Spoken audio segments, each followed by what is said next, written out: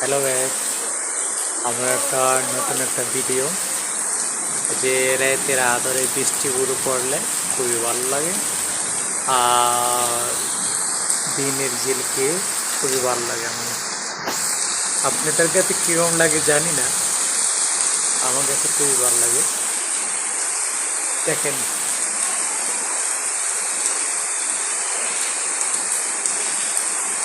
আসলে বৃষ্টি দিচ্ছে না, বৃষ্টি তিনটে আসলে না খুবই ভালো লাগে। ঝিলকে